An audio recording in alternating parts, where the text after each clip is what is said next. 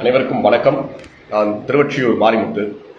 இன்னைக்கு இந்த நேரலை எதுக்காகனா, நம்ம அண்ணன் சாட்டை துரைமுருகன் அண்ணன் ஒரு ஃபாரின் சரக்காக தான் சாப்பிடுவா போல, அதனால சும்மா இருக்க மாட்டார். மண்டைக்குள்ள ஏதாவது ஓடிட்டே இருக்கும் போல இருக்கு.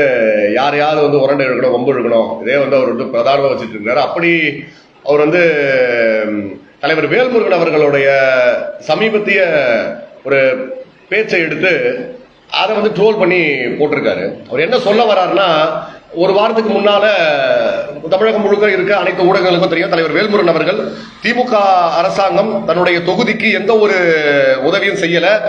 நியாயமா தலைவர் வேல்முருகன் தன் தொகுதி மக்களுக்கு கேட்ட எந்த கோரிக்கையும் நிறைவேற்றல. மழை வெள்ளத்துல பட்டுட்டி தொகுதி மக்கள், கடலூர் மக்கள் பெருமளவு பாதிக்கப்படும் பொழுது திமுக அதுக்கு உரிய நிவாரணம் தரல அப்படின்னு பெரிய அளவுல சண்டை போட்டாரு. அது பெரிய பேசு பொருளாச்சு. அதை தொடர்ச்சியாக திமுக அரசாங்கம் தலைவர் வேல்முருகன் அவர்கள் கோரிக்கையை ஏற்று அந்த மக்களுக்கு நிவாரண உதவியையும் நிவாரண தொகையும் வழங்குச்சு.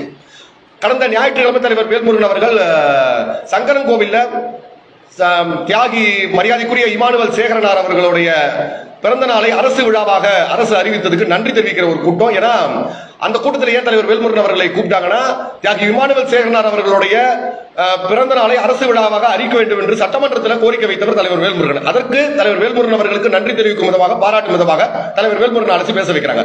அதுல தலைவர் வேல்முருகன் என்ன சொல்றாங்கன்னா, திமுகவோட நாங்க இது எங்களுக்குள்ள இருக்கிற ஒரு சகோதர யுத்தம், ஒரு சகோதர சண்டை, கூட சொல்ல ஒரு சகோதர பிரச்சனை, எங்களுக்கான நியாயமான கோரிக்கைகள் சரிபார்க்கப்படலன்னா நாங்க சண்டை போட்டு கேட்கிறோம், அவங்க சரி செஞ்சு தராங்க இப்படின்னு பேசுறத இவர் எடுத்து அதை ட்ரோல் பண்ணி போட்டிருக்காரு.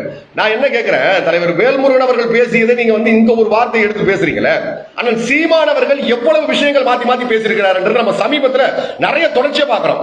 ஏன் உதாரணத்துக்கு இப்போ கூட சமூக வலைதளங்கள்ல சோசியல் மீடியால ட்ரெண்ட் ஆயிட்டு இருக்கு. அண்ணன் சீமான் அவர்களே என்ன சொல்றாருன்னா, திமுக அதிமுக எங்களுடைய பங்காளி சண்டை, அதனால பாரதிய ஜனதாவை உள்ள விட முடியாது அப்படின்னு அண்ணன் சீமான் பேசுறாரு. அன்னைக்கு இந்த சாட்டை துரைமுருகன் ஏன் சீமான திருப்பி பார்த்து கேட்கலன்னு தெரியல. இப்ப நீங்க சமீபமா பாருங்க, விஜயோட அரசியல் வருகை, இது எவ்வளவு பெரிய ஒரு ஸ்டண்ட் அடிக்கிறதுன்றது.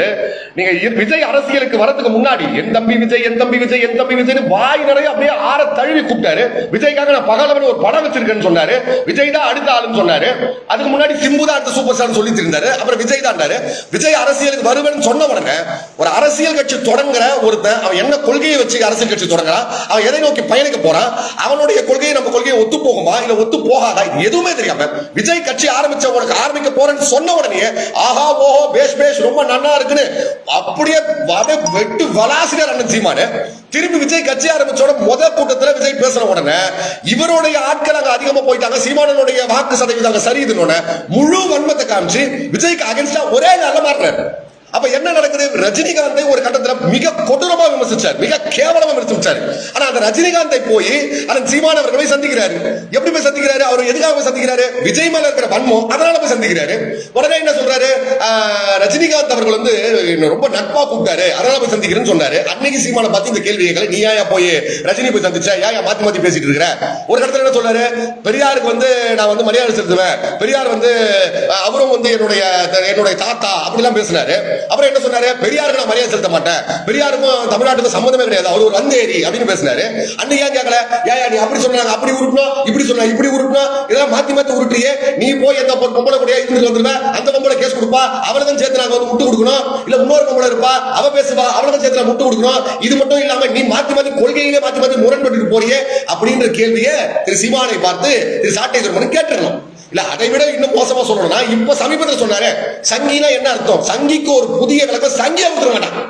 பாரதிய ஜனதா சங்கி, ஆர்எஸ்எஸ் சங்கி கூட இப்படி ஒரு விளக்கத்தை கொடுத்துக்க மாட்டான். ஆனா சீமான் சொல்றாரு சங்கினா என்ன அர்த்தம், சங்கினா நண்பன் அர்த்தம்.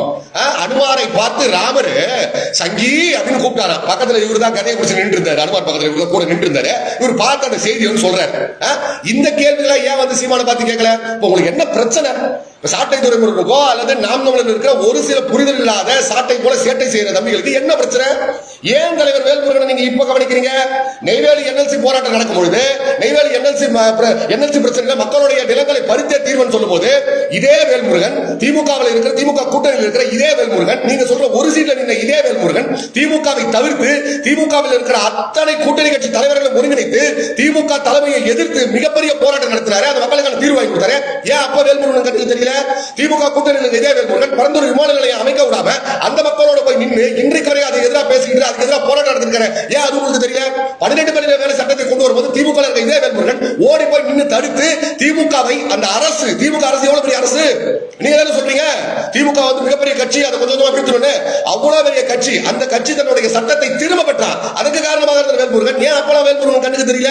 ஏன் அப்பெல்லாம் வேல்முருகன் பத்தி நீங்க பேசல? இதே திமுக அரசாங்கத்துக்கு எதிராக எத்தனை இடத்துல வேல்முருகன் கண்டிச்சிருக்காரு, எத்தனை இடத்துல போராட்டங்கள் அறிவிச்சிருக்காரு. ஏன் அப்பெல்லாம் வேல்முருகன் பத்தி ஏன் உங்களுக்கு தெரியல? திமுக கூட்டணி இருந்தா கூட வேல்முருகன் எவ்வளவு கேள்வி கேட்கிறாரு, திமுக இருந்தா கூட வேல்முருகன் எவ்வளவு வீரியமா இருக்கிறாரு. ஏன் அப்பெல்லாம் பேசல? ஏன் இப்ப பேசுறீங்க? இப்ப என்ன தேவை இருக்குது உங்களுக்கு? இப்ப ஏன் தலைவர் வேல்முருகன் விமர்சனம் பண்ற நோக்கம் இருக்குது?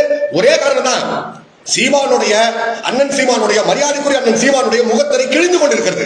அவர் எப்படி வந்து தன்னை நம்பி வந்தவர்களை ஏமாத்துறாரு, தன் நம்பி வந்தவர்களை எப்படி வந்து பொருளாதார ரீதியா சுரண்டாரு, பொருளாதார ரீதியா சுரண்டிட்டு அந்த கரும்பு அரைக்கிற எந்திரத்துக்குள்ள விட்டா அதை கொஞ்சம் கொஞ்சமா அந்த சாரை உறிஞ்சு எடுத்து கடைசியில் வெறும் சக்கையாக அந்த கட்சியில இருந்து எண்ணற்ற இளைஞர்களை தூக்கி வெளியே வீசுறாரு. அப்படி தூக்கி வெளியே வீசுறாரு. வெளியே வீசப்படுறவன் திமுக, அதிமுக, திராவிட கட்சிகளை போய் நிக்காம இந்த மண்ணுக்காகவும் மக்களுக்காகவும் தேசிய தலைவரும் தமிழரசு தலைவரும் ஏற்றுக்கொண்டிருக்கிற இந்த மண்ணில் திமுகவோட கூட்டணியில் இருந்தா, ஏன் நாம் தமிழர்ல இருக்கிறவா ஆரம்பத்தில் வந்து என்ன நினைச்சா, உண்மை வெளிப்படையா பேசுவோம், ஆரம்பத்தில் இருக்கும்போது திரு வேல்முருகன் அவர்கள் போய் திமுக கூட்டணி வைக்கிறாரு, இவர் எப்படி இருப்பாரு, மற்ற திமுக கூட்டணி கட்சிகள் போல இவர் மாறிட்டாரா என்ன பண்றது அப்படிங்கிற தயக்கத்தில் இருந்தவன் இந்த 3 ஆண்டு காலமாக சட்டமன்றத்தில் தலைவர் வேல்முருகன் அவர்கள் செயல்பாடையும், அதே போல மக்கள் மன்றத்தில் தலைவர் வேல்முருகன் அவர்கள் செயல்பாடையும், திமுக இருந்தாலும் கட்சோட நெஞ்ச நிமிர்த்திக்கிட்டு திமுக பார்த்து கேள்வி கேட்கிறாரு, திமுக கூடு கும்பிடு போடல. அதனால் இந்த தலைவர் சரியானவர், அவர் திமுக கூட்டணி இருந்தாலும் அதற்கு ஒரு காரணம் இருக்கிறது, மண்ணுக்காகவும் மக்களுக்காகவும் மக்களின் வாழ்வுரிமைக்காக கூட்டணி வச்சிருக்கிறார்.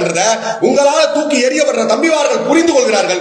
அவர்கள் திமுக அதிமுக நாடி போகாம தமிழ் தேசிய தலைமையா இருக்கிற வேல்முருகன் அவரை நாடி வரும்போது உங்களுக்கு வலிக்குது, அதான் உங்களுக்கு எரியுது.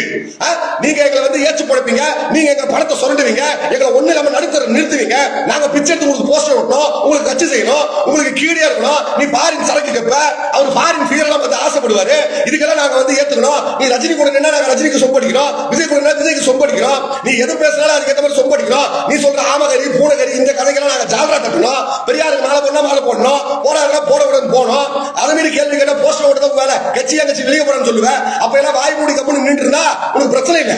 அப்படி ஏமாற்றப்பட்டது வஞ்சிக்கப்பட்டது வெளியே வரும்போது தாய் உலகத்தோடு வேல்முருகன் ஒரு தலைவர் ஆதரிக்கும் போது அவரை பார்த்தா உங்களுக்கு வெறுப்பா இருக்குது. ஏண்டா அயோக்கிய பயலுங்களா, அப்படி ஒரு தலைவர் பார்த்தா உங்களுக்கு வெறுப்பா இருக்கு. நீ சொல்ற வரலாம், நீ சொல்லு, சீமானால வாழ்ந்த ஒரே ஒரு குடும்பம், ஒரே ஒரு கட்சிக்காரன் நீ காட்டு.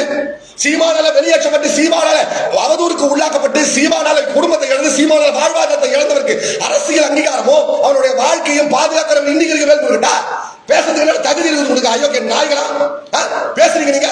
உங்களுக்கு கேள்வி ஆளு நினைச்சிருக்கீங்களா? சாட்டை திரும்ப சேட்டை நிறுத்திக்கணும், செருப்பால் அடிப்பட்ட நாய என்னடா பேச்சு பேசுறீங்க? ஒரு பொம்பளை கேட்கிற சீமானை பார்த்து விபச்சாரி மகன் கேட்கறா, கேள்வி கேட்க மக்கள் முக்தார் அவ்வளவு கேள்வி கேட்கறான். சீமானோட பிறப்பு வரைக்கும் பேசுறாடா, சீமானுக்கு 1 பாயிண்ட் 2 பாயிண்ட் சீமானோட பிறப்பு வரைக்கும் பேசுறான். அதை பத்தி பேசுறதுக்கு வக்கு இருக்கா உங்களுக்கு? உங்களுக்கு வாய் இருக்க வக்கு இருக்கா சொல்லுங்கடா. ஒரு பொம்பளை அசிங்கமா பேசுறா, அந்த பொம்பளை பாலியல் குற்றச்சாட்டு வைக்கிறா, அதுக்கு நீங்க வந்து சீமானை பாதுகாக்கிறதுக்கு 1000 பேர் 2000 பேர் போய் நிக்கிறீங்க. வெக்கமா இல்ல உங்களுக்கு? ஒரு வெக்கமா இல்ல? ஒரு தலைவனா ஒரு தகுதி வேணுமா? தேசிய தலைவர் பத்தி பேசுறது, தேசிய தலைவர் பத்தி பேசுறதுக்கு என்ன தகுதி இருக்குது? இதையெல்லாம் கேட்டலாம். ஆனா இதெல்லாம் கேட்காம நாகரிகமா இப்படி கேட்டா நீங்க வந்து எப்படி பதில் சொல்லுவீங்கன்னு கேட்கறேன். புரியுங்களா? நாம நாகரிகமா இருக்கணும்ல, அதனால வந்து கேட்டா என்ன மாதிரி வந்து பதில் சொல்லுவீங்கன்னு கேட்கறேன். அதனால சாட்டை துறைமுறை நான் உங்களுக்கு தெளிவா சொல்லிக்கிறேன். நீ இதே மாதிரி வந்து சீன்றது நோன்றது இந்த வேலையை நான் செஞ்சுட்டு இருந்த மகனை நான் சொல்லிட்டேன் உங்களுக்கு. இது நாம் தமிழர் கட்சி மாதிரி கிடையாது. இங்க இருக்கிறவன் தலைவர் வேல்முருகனை வெறும் தலைவராகவும் இல்ல சும்மா வந்து வாய்க்கு வந்து அண்ணன் கூப்பிடல, எங்களுடைய உடன் பிறந்த ரத்தமா நாங்க நினைக்கிறோம். எங்க தலைவரை பத்தி சின்னதா ஒரு அவதூறு பேசினா கூட விமர்சனங்கள் நாங்க ஏத்துக்கிறோம். தலைவரை பத்தி நீங்க வந்து விமர்சனம், ஏன்னா அரசியல் கட்சி விமர்சனங்களுக்கு உட்படுறோம், விமர்சனங்களுக்கு நாங்க பதில் கொடுக்கிறோம். ஆனால் நீங்க உண்மைக்கு புறமாகவோ கேலி கிண்டல் பேசுறது போல பண்ணீங்கன்னா அதை ஒருபோதும் தமிழக வாழ்வுரிமை கட்சி தொண்டர்கள், ஆயிரக்கணக்கான தலைவர் வேல்முருகன் தம்பிமார்கள் நாங்க பார்த்துட்டு சும்மா இருக்க மாட்டோம். இதுக்கப்புறம் ஏதாவது ஒரு விளைவு நடந்ததுன்னா அதுக்கு நாங்க பொறுப்பேற்க மாட்டோம். நாங்க இப்படியே சொல்லிட்டோம். நன்றி, வணக்கம்.